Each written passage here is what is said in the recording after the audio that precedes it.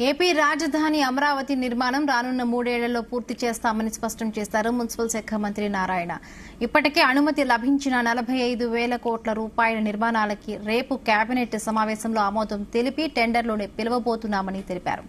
అమరావతి మొత్తం ప్రాజెక్టు వ్యయం 62,000 కోట్ల రూపాయలు అని వెల్లడించారు. రాజమండ్రిలో పర్యటనలో మున్సిపల్ అధికారులతో సమీక్ష నిర్వహించారు.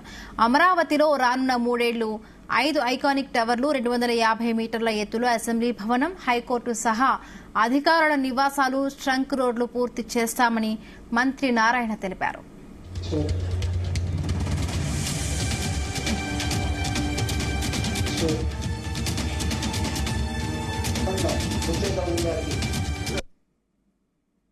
అమరావతి 3 years, దాంట్లో ఎటువంటి సందేహం లేదు.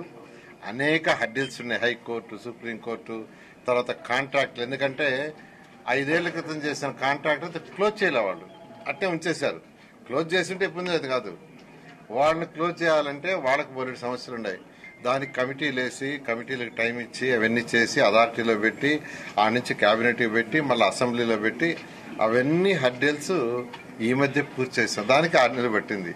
వెంటనే యాక్చువల్గా మీకు అందరికీ తెలుసు, టెండర్లు పిలవటానికి 45,000 కోట్ల రూపాయలకి ఈరోజు అథారిటీ క్లియర్ చేసింది. రేపు క్యాబినెట్ ఉంది, ఆ క్యాబినెట్లో కూడా పెడుతున్నాం. అది కూడా అవుతానే 4-5 రోజులు టెండర్లు పిలుస్తాం. మొత్తం 62,000 కోట్ల రూపాయలు.